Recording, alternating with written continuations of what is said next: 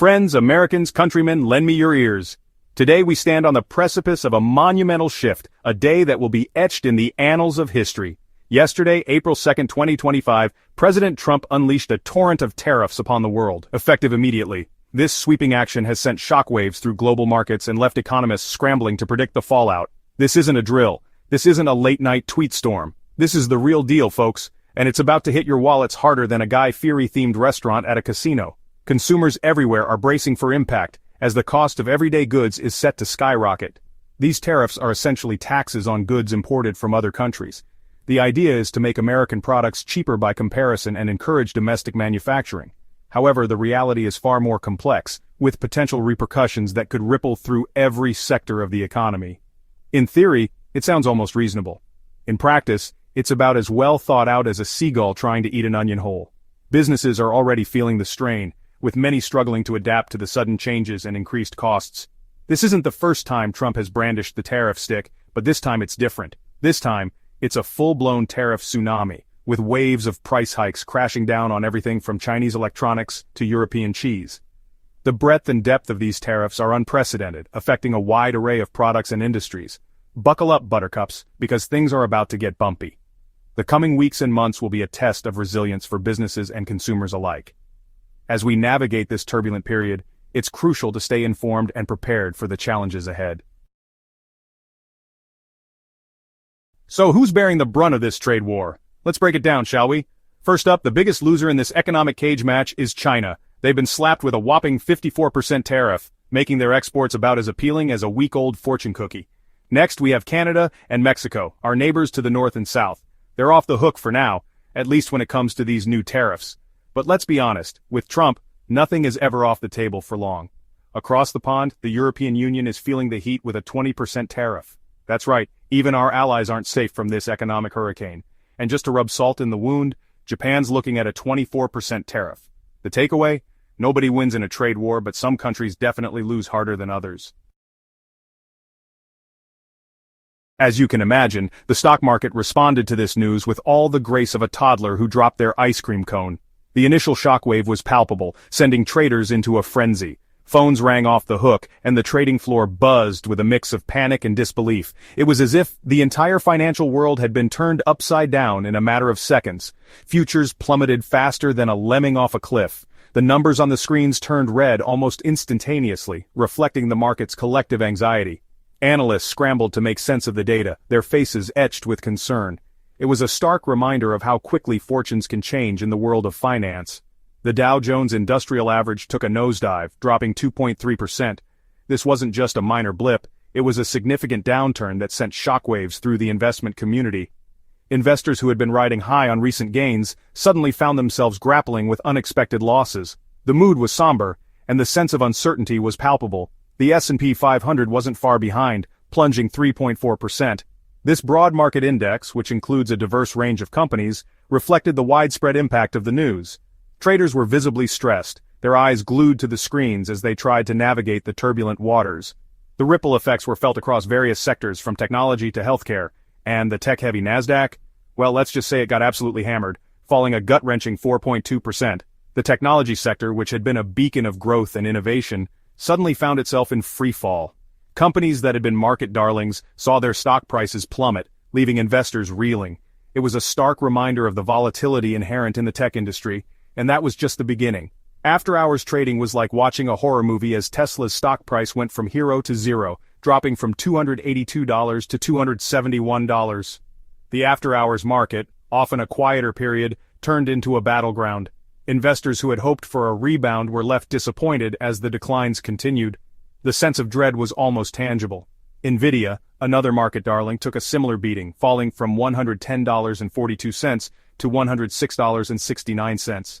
The semiconductor giant, which had been riding high on strong earnings, suddenly found itself in the crosshairs. Analysts reviewed the performance with a mix of disbelief and concern, trying to understand the broader implications for the tech sector.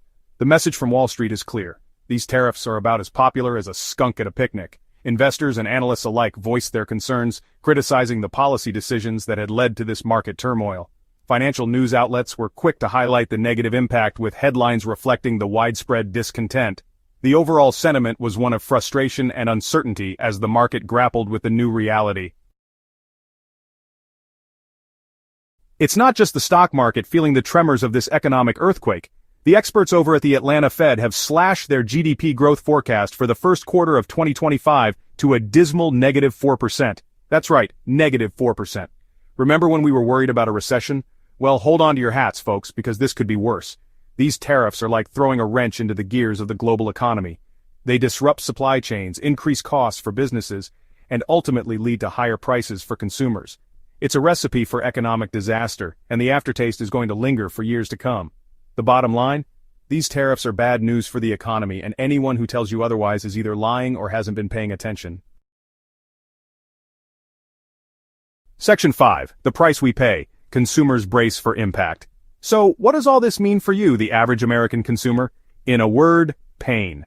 The rising costs are not just numbers on a screen, they translate to real-life struggles for families across the nation. Imagine walking into your local grocery store and seeing the prices of everyday items like milk, bread, and eggs skyrocketing. It's a harsh reality that many are already facing. Remember that 10% tariff I mentioned earlier? It's not just a statistic, it's a financial burden that will trickle down to every consumer. This tariff is the starting point, the floor, and it's only going to climb higher from here. Well, that's the floor, folks. The base level of what we can expect. As these tariffs increase, so will the prices of goods we rely on daily. It's a domino effect that will impact every aspect of our lives. That means everything from clothes to cars is about to get more expensive. Imagine needing a new winter coat for your child or a reliable car to get to work, and finding that the prices have jumped significantly. These are not luxuries, they are necessities. And don't even get me started on electronics. The gadgets and devices we've come to depend on for work, school, and entertainment are going to see price hikes too. Remember those cheap Chinese smartphones? They were a budget-friendly option for many. Yeah, those days are gone, but wait, there's more. The shelves that once held affordable options are now empty or filled with high-priced alternatives.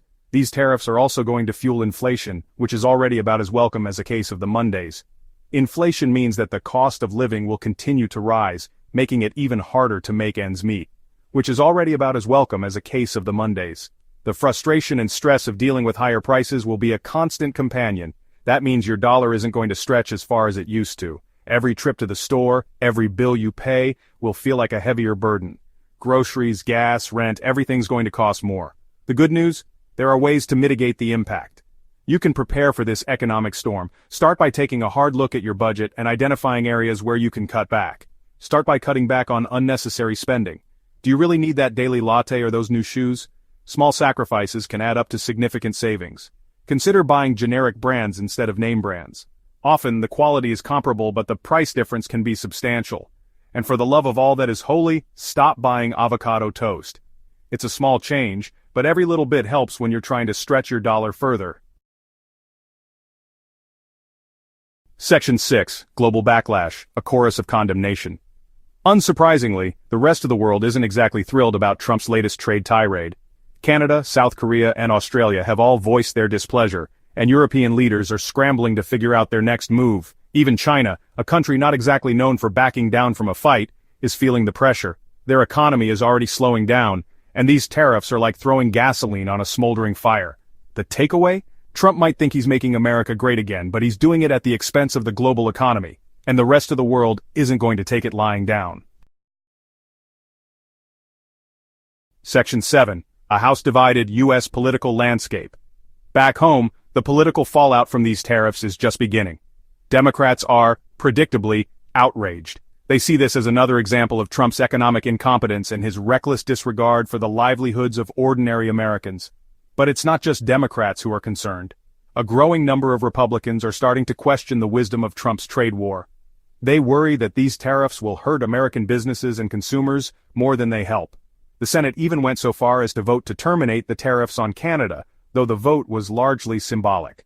Still, it's a sign that even within his own party, Trump's support for these tariffs is waning. Section 8. Riding the Storm, Navigating the Uncertain Future. So, what's next? Honestly, your guess is as good as mine. With Trump at the helm, predictability went out the window years ago. But one thing's for sure, we're in for a bumpy ride. The best we can do is prepare ourselves for the economic storm that's brewing. That means being smart with our money, staying informed about the latest developments, and maybe stocking up on canned goods and bottled water. just in case. But, most importantly, we need to stay engaged.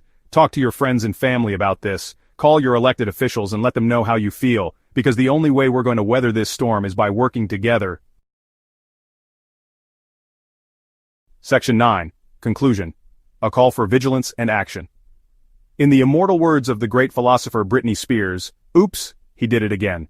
President Trump has once again plunged the world into economic uncertainty with his reckless trade policies.